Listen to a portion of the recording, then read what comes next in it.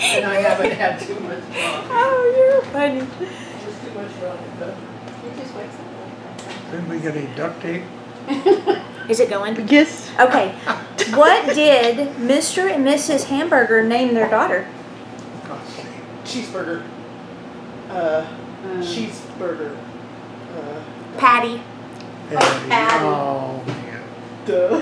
What's orange and sounds like a parrot? I was going to say chocolate. What's orange and sounds like a parrot? A parrot?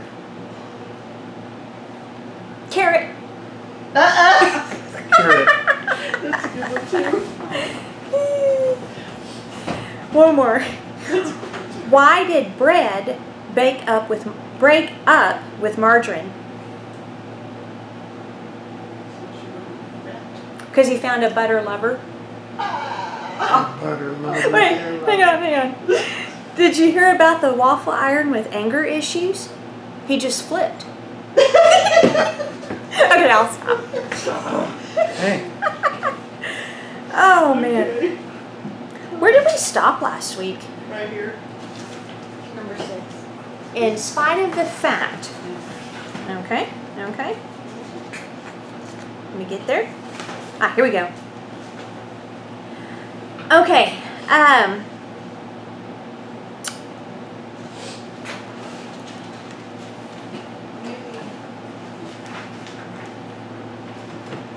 All right, so we've been connecting, we're in Kings, obviously, and we've been connecting the idea that a byproduct of wisdom is wealth, but it's also glory.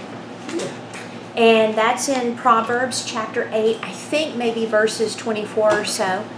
And we talked about, the idea of wisdom is that, number one, Jesus has become wisdom for us. Number two, we should walk in so much wisdom that we attract people, influencers in the marketplace, whether they know God or not. We attract them by the wisdom we carry so we can solve their problems. And I think one of the, best examples of that is the Queen of Sheba. She traveled however far, which they believe it's Ethiopia, right? That she was the Queen of Ethiopia. There's legends that her and Solomon actually had a little tryst, and that some of the descendants over there are from Solomon. I don't know if that's ever been proven or anything. And then even some have said that the Ark of the Covenant is actually over in Ethiopia because of that reason. I'm not sure about that either. We know Jeremiah whisked it away before Nebuchadnezzar destroyed Jerusalem and the temple. But anyway, so wisdom, when you that's why wisdom is always better in the pursuit than wealth. Okay? Because with wisdom, you will always walk in more glory, and you can always walk in more wealth. The thing is, though, you need to live by the wisdom you possess. And that was the difference with Solomon. He talked about several things in the book of Proverbs that he actually ended up violating. Yeah. And so the amount of revelation you possess in a certain area requires that you walk it out. When you don't walk out the revelation you possess, what happens is you get into deception. And it's amazing. And I've been kind of carrying this idea around that I might dig into unbelief a little bit more. Those quotes I sent you guys recently was from a teaching by Bill Johnson. And he was talking about unbelief, and it was really, really good. But some of the things he said, and I'm sure all of you have experienced this, where you're sitting in front of someone, or maybe they've sat in your meetings for years and years and years. I can think of several people. They sit in your meetings, they hear your words, they hear your teachings, or maybe you're raising a child or whatever it is, and it's like they've not heard a single word. Have y'all ever noticed that? People that, and usually, and I don't know if there's a tie to this, but I'm thinking there might be because of the fall, so I'm just thinking out loud. But it makes you wonder if unbelief is always tied to a lack of revelation of identity. Not a lack of identity, because God's given that to us. But Could it be a disconnect between who you are in God, or what He says about you, right? Who He says you are, with it causing unbelief? Because if you think about Adam and Eve, right? So they were already everything the enemy tempted them with. They were already like God. Right? They were already there, yeah. But they didn't believe it. So they didn't have that revelation that that's who they already were. After, we don't know how long they walked with God. We know He came on the voice, or on the breeze. His voice was on the breeze in the garden. There's no telling how long they were on the planet procreating before they fell. And so out of however long that was, they didn't get it. So anyway, I've been kind of pondering these things because, there's like a current situation. It's like, no matter how much identity you can say to a person, if they don't believe it or it's skewed, then they're not going to hear anything you teach. And another clue of a lack of identity is jealousy, competition, comparison. Comparison is a huge one. Years ago, this is kind of funny, I'm thinking back to some individuals. Usually the way it works, and this is probably about 5 years ago. Well, I don't know if it's 5. It might be 3 years ago. There was an individual that I had started noticing a pattern. And it wasn't the one I usually mention. This is a totally different person. And I started seeing some weird behavior when I would ask them to do something of which they had already said they wanted to do it. I would even be met with a raised voice and anger. And it's not anybody that goes here. And so I was like, this is getting interesting. And at the time, I needed to form a specific thing, So it's like, I look at everybody's gifts, and I'm like, okay, they would probably serve better in this gifting, in this lane, right? Because you can operate in all the gifts. That's not a problem. But you want to make sure that you're not overwhelming people into stuff that they, they're just like, this isn't me. And so sometimes you have to adjust. Well, anyway, so this person I was given more and more responsibility to, and I was getting met with fear and anger, etc. And I'd been telling them their identity. They had several prophetic words. Anyway, it was like all of the teachings that they had sat under since probably 2012, 2013, it was like it fell on deaf ears. Well, unbelief is under a deaf and dumb spirit, right, G? Isn't it? If I remember, I think it is from the How to Try a Spirit. I really like to. Yeah. Huh? I'd like to study that. Yeah, so I've been thinking about that, right. I've been thinking about identity, and a lack of it can produce unbelief. Unbelief causes you to be deaf and dumb to teaching, anointed teaching. Then what happens is, like little babies or little kids, I even do this, where the cranberry salads and the strawberry salads, man, they give you so much fruit, it's like ridiculous. So I'll start, flicking all the cranberries out to the side because I don't want that many carbs. Well, it's kind of like that's what we'll do if we're in a spirit of unbelief, or if we have unbelief, then what will happen is we will just pick what we want to eat. So what happens is you'll just receive what tastes good. But anything that's a challenge where God's like, hey, I want you to eat your veggies, you need to eat your spinach, it'll make you like Popeye or whatever it is. No, I don't want that. And so we'll actually dismiss away what Holy Spirit wants to do. Well, I've got this individual, and I know that when I form this specific team, and it consists of 3 people, which I'll usually do that. I'll try to have 3 on a team, if not at least 2. But I knew that this person was going to be offended, and this person was going to feel rejection. So it's funny how history repeats itself. And so I was like, okay, how do I do this? Because I don't want her to feel that way. Rejection's awful. You don't ever want anybody to feel intentionally rejected. And so I was like, Lord, how do I do this? And he said, well, first of all, can you imagine how the other 9 felt when I took 3 up with me on the mountain? Oh, we might be walking into some revelation here. We need to turn to Mark chapter 9. And I said, I if I was not one of the 3, I think I probably would be a little bit irritated. He said, yeah. And he said, did I, say to them anything to make them feel better? No. No. He said, because your being offended is your responsibility. Oh. He said, so what I'm saying is your responsibility is to form the team I tell you to. And whoever feels rejected or jealous or whatever, that's their responsibility to deal with, not yours. Now, if you're being a jerk and doing it, that's a totally different, thing. Like if I don't like them, so I'm not going to have them on my team. And that wasn't anything like that. And so when God says, have these specific people on this team, my job is just to follow directions. The other people's job is to not become offended, right?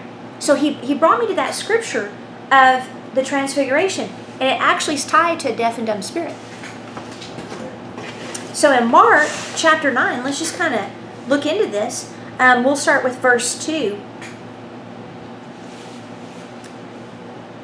Okay, so we got jealousy, competition, comparison, right? Are the 3 that I said. Can you add pick and choosing what you want in teaching? What would that be? Selective hearing. Selective hearing. Yeah, I'd like to. This is on the fly, so I kind of need notes myself if you could get those together. Okay, so Mark 9, verse 2. And after 6 days, Jesus took with him Peter and James and John and led them up a high mountain by themselves. And he was transfigured before them, and his clothes became radiant, intensely white, and as no one on earth could bleach them. And there appeared to them Elijah with Moses, and they were talking with Jesus. And Peter said to Jesus, Rabbi, it is good that we are here. Let us make 3 tents, one for you, and one for Moses, and one for Elijah. Because he didn't know what to say. If you don't know what to say, Don't say just it. just be quiet, So Peter, he's probably overwhelmed by what he's seeing. And it says, for they were terrified. And a cloud overshadowed them, and a voice came out of the cloud, This is my beloved Son, listen to him. And suddenly, looking around, they no longer saw anyone with them but Jesus only. And as they were coming down the mountain, he charged them to tell no one what they had seen until the Son of Man had risen from the dead. So they kept the matter to themselves, questioning what this rising from the dead might mean. Which, he plainly has said right before that they were going to crucify him and he would resurrect on the 3rd day. So it sounds like they were trying to make what he was saying into an allegory, which a lot of Christians seem to do with the Bible today. But what's interesting is maybe the reason those 3 were picked is because they could keep their mouth shut. Could be. You know what I mean? You dang sure don't want Judas up there. No. So anyway, it's kind of interesting. So it says in verse 11, and they asked him, why did the scribes say that first Elijah must come? And he said, Elijah does come first to restore all things. And how is it written of the Son of Man? And how is it written that the Son of Man, that he would suffer many things and be treated with contempt? But I tell you that Elijah has come, and they did to him whatever they pleased, as it is written of him. And he's referring to John the Baptist. Now get this. So we're talking about unbelief in my ponderings, right? And when they came to the disciples, they saw a great crowd around them and scribes arguing with them. So this is a remainder. Now we know the 9 are included of the 12, but he also had 70 or 72, because every rabbi had to have at least 70 to 72, there's a dispute on the number, disciples. So we're looking at what? 79 to 81 of his disciples were not invited up on the mountain. And immediately all the crowd, when they saw him, were greatly amazed and ran up to him and greeted him. Now that "were greatly amazed" is kind of interesting. It makes you wonder if he was still glowing. And he asked him, what are you arguing about with them? And someone from the crowd said, "Teacher, I brought my son to you, for he has a spirit that makes him mute." See, that's a deaf and dumb strong man. "And whenever it seizes him, it throws him down, and he foams and grinds his teeth and becomes rigid. So I asked your disciples to cast it out, and they were not able." Now, that's seizures can be from a dumb and deaf spirit. Not 100%. Sometimes there's an organic thing, but that's usually the spirit behind that. And so he answered, "O faithless generation, how long am I to be with you? How long am I to bear with you? Bring him to me." Now, faithless means no faith at all. Like Bill Johnson was saying, that's different from unbelief. Faithless is they have no faith at all in the Son of Man. So to me, he's probably speaking to the scribes and the Pharisees, where his disciples, he spoke to them about unbelief. Okay? So they asked him privately. And they brought the boy to him, and when the spirit saw him, immediately it convulsed the boy, and he fell on the ground and rolled about, foaming at the mouth. So while he's doing that, Jesus isn't concerned. He then asks the father, "How long has this been happening to him?" He said, "From childhood. And it's often cast him into fire and into water to destroy him. But if he can do anything, have compassion on us and help us." And Jesus said, "If you can, all things are possible for the one who believes." Immediately the father of the child cried out, "I believe, help my unbelief." So this is where you've got faith and unbelief maturing together. Okay? So this man wasn't faithless. It's just the tree of unbelief had already taken root, whether it was from them not being able to cast it out, or maybe he had had prayer many, many times. We don't know. And so Jesus saw that a crowd was coming and running together, so he rebuked the unclean spirit, saying, "You mute and deaf spirit, or you dumb and deaf spirit, I command you, come out of him and never enter him again." Now you can do that with children. And after crying out, convulsing him terribly, it came out, and the boy was like a corpse. So most said, "Well, he's dead." But Jesus took him by the hand and lifted him up, and he arose. And when he had entered the house, the disciples asked him privately, "Why could we not cast it out?" And he said to them, "This kind cannot be driven out by anything but prayer." And some, translations say fasting. Now, Jesus hadn't fasted. Right. So it's not fasting to cast out certain demons. It's unbelief. Starving unbelief. Now, let's go back to identity. Let's go back to unbelief. First of all, you don't fast to twist God's arm. Right. You don't fast to move him to act on your behalf. The only thing that moves him is faith. It's that simple. He's not one to be manipulated. You don't fast to prove or to perform as well. You fast to starve what needs to be starved and to create a hunger in your soul for more of God. Okay? All right. So that's what he's talking about. But here's what's interesting. Here's where the identity and the unbelief come in. Let's say that Jesus takes the 3, they get to see him. The 9, possibly his other 70 to 72 are there. Well, why weren't we invited? Why were they picked? Well, we're not of their level. What's being hit? Their identity. So then, when the religious leaders when this father brings this young boy to them, their identity is shaky. Therefore, their belief is shaky, because all of a sudden who they are with him is hit. Now, this is post them going and doing all the deliverance and the healing and everything they did before, right?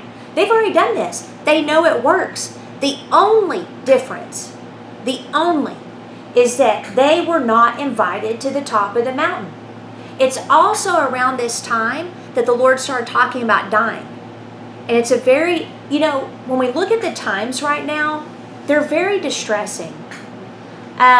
Not to mention, like, you've got distressing times, but then you have on top of that your own transitions, your own things. I'm about to, me and Mike are about to face something that's going to be incredibly difficult. Not sad, just difficult. So you got that, you have relationship stuff, you got all this stuff. If you're not careful, you can get overwhelmed, right? So that's why joy, for the joy set before him, he was able to endure. So I feel that as the times continue to progress, we're going to be in this tension of grieved over unrighteousness and wickedness, while at the same time in tremendous outwardly expressive joy, right? You know, so it's going to be a weird place. So here their identity is hit. Then you have the scribes arguing with them. So once they saw the no results, okay, then all of a sudden the scribes are like, yeah, see, yeah, all this is fake. I mean, you can imagine, but it also sounds like performance. Performance is centered in unbelief. Performance-based relationship with God is centered in unbelief because it's not out of identity. And so performance is another one, if we could add it to the list. So they, you know, have these religious leaders around them, and all of a sudden they felt the need to perform. Yeah. Isn't that interesting? The other one that's around unbelief, out of a lack of identity, is a big head. Arrogance, cockiness. All of a sudden, they were brought down a notch because their ability to cast out demons was never, ever in themselves. Their ability to cast out demons was in Jesus Christ's borrowed anointing. So, and it's the same today. That's why I tell people, I don't care about your gifts. I could care less. It does not impress me. I'm not impressed by any gifting. It's not a marker that you are more special. It's not a marker that God loves you more. Gifts are given for others. So if you take your significance out of your gifting, you're in unbelief. And your identity is not plain. Is that interesting? So it's kind of interesting we're talking about these things. And then the spirit that is actually the strongman of unbelief is right here in that same story. So we'll dig into that. Probably what we'll do is watch that video and then we'll discuss it, and I'll do a little bit of study and we'll do a teaching on it. But I just want to bring this out. You know, and if people are sitting here like, well, I don't even know who I am. Well, look back at your most recent prophetic words. Look for the identity in there. If not, get a word. We do that.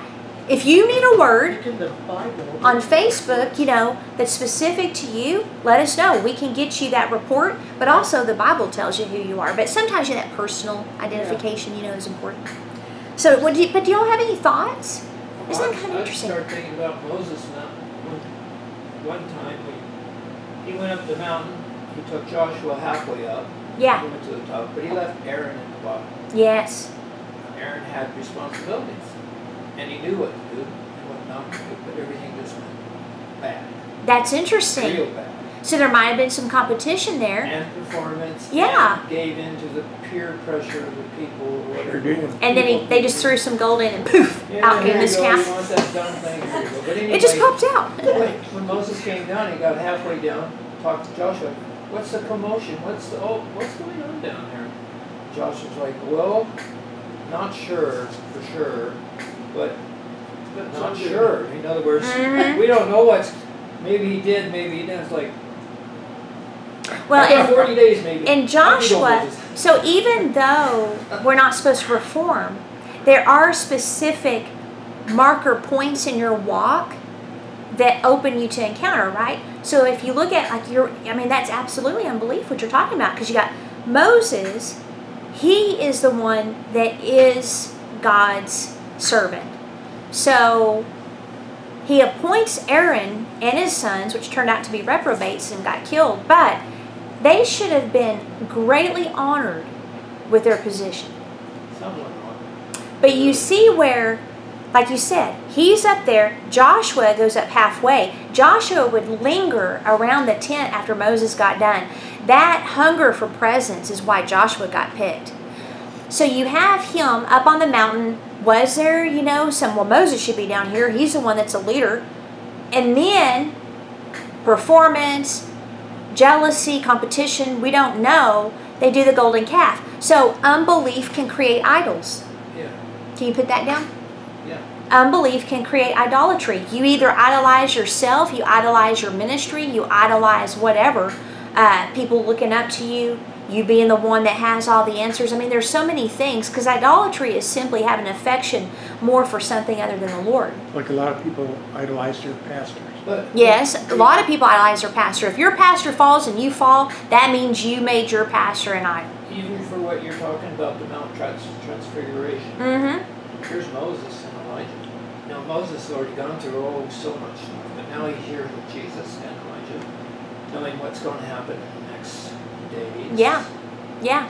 So it's a very connected thing in Scripture. I think it's extremely connected. It is. And then if you look at, was it the sons of Korah that, well, we're leaders too. Remember? And they started griping about Moses and Aaron, and the earth swallowed them up. Yeah. That's one thing. Yeah, that's jealousy and competition. If you want to be really careful, you just want to be really careful. And the thing is that, you know, it's like Paul said, what, y'all don't need to compete. He's like, why are y'all doing this? Y'all have been given all things.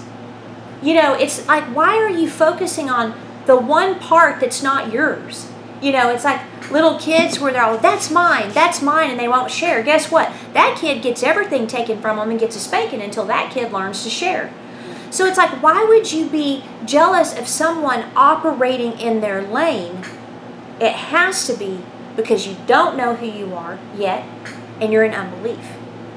And so, yeah, it's a very interesting... Then envy and strife. Oh, where envy and strife are, every evil thing is there. And another symptom, let's just continue on with this. Another symptom is gossip. Oh, backbiting. Now, gossip, let me kind of clarify. You know what? Let's just... All right. The way gossip works is, okay, I think it's in Proverbs says, if you remove the talebearer, you remove strife. If you're going through a problem and you need to discuss it with someone, okay, the Bible's plain. The first person you discuss it with is the one who you have a problem with. Okay? Now, if you need counsel before you go talk to them, because it may be that you're frustrated and upset, but you recognize maybe it's not really what's happening, you know, and so, and then you go to them and, you know, it ends up bad. So if you want, like, perspective, you need to go to someone that is neutral. Someone that will not enter into your offense. Because now, if you go to other people and they enter into your offense, now you're in gossip. And now you're starting strife. God despises, absolutely hates those who sow strife among brethren. That's in Proverbs chapter 6.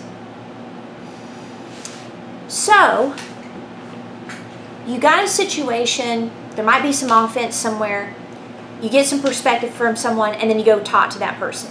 That's totally fine. You pursue peace with all men in the best of your ability. That's not gossip. Gossip, however, is, you know you're offended, and you tell everybody.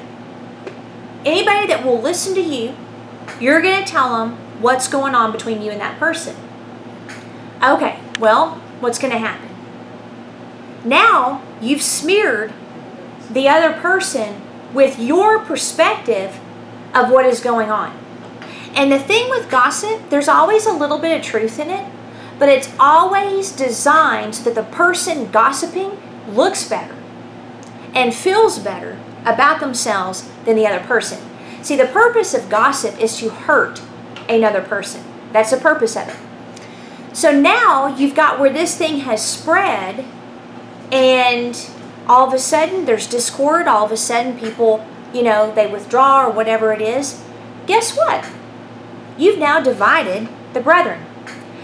For those that are hearing gossip, the best thing you can do is if someone comes to you and says this, you know, they start telling you about it, and you know that you can't remain neutral, and you know that they're not trying to get counsel, they're just mad and they're telling you everything about it. Right. If you can't maintain neutrality, then what you need to do is say, you know what, I'm not really comfortable with this conversation.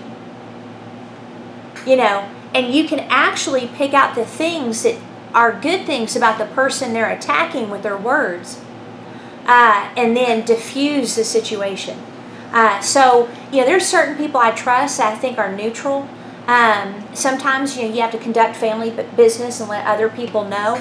But I've never seen a good result from people doing those things. So, anyway, I think the unbelief, the identity, all of that stuff involved is very interesting. And it's not either or. You want character and you want the gifts, but I know one thing.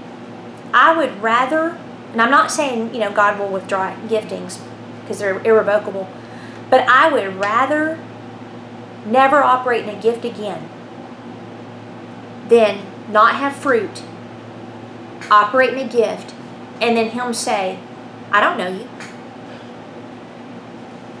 Right? Right. But we did this. We did that. I don't know you. That right there, to me, would be the scariest thing. So don't take any significance at all from your giftings. You can enjoy your giftings. You can be excited when you get to use them and you get to see people blessed. But that's not where your significance lies. Any other thoughts or scriptures? Too, when you say things about other people, that's putting, I don't know if I want to say a curse on them, or that it's not good to, you know, because then that's an opening for Satan to. You're absolutely right. In fact, the word bless and curse, so the word bless is to speak well of, and the word curse is to speak bad about. Life and death are in the power of the tongue. Mm-hmm. And to me, it's almost like, picture this, you got a nice skating thing on a natural pond. Mm-hmm. It's not in the city, it's on a pond. Yeah. But somebody's got a problem with whatever. So they pour hot water on the ice. And that weakens the ice. But they don't tell nobody about it. Mm. Why? Because it's like you say, it's almost like setting a trap. Yeah. And yet, what they're wanting to see is everybody fall in the ice for whatever reasons. And you know, you might not think churches are that way, but you know, Oh, they absolutely They are. are. So the Yeah, church, they are. the ice breaks, call it what you want, whatever, how you want to put this. Yeah, they the want ice to take down breaks, everybody with them. And now you have a mess. Yep. And that's a And- malicious action. It is malicious. But you think that would never happen in church? If you go Well- to Matthew 24,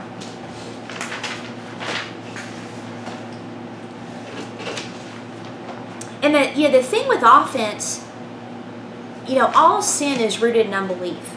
And so, like we talk about, you know, if you trace down the lie you're believing, then unbelief will be taken care of. Unbelief is a demon as well as a condition of the heart. It's kind of like a religious spirit, okay?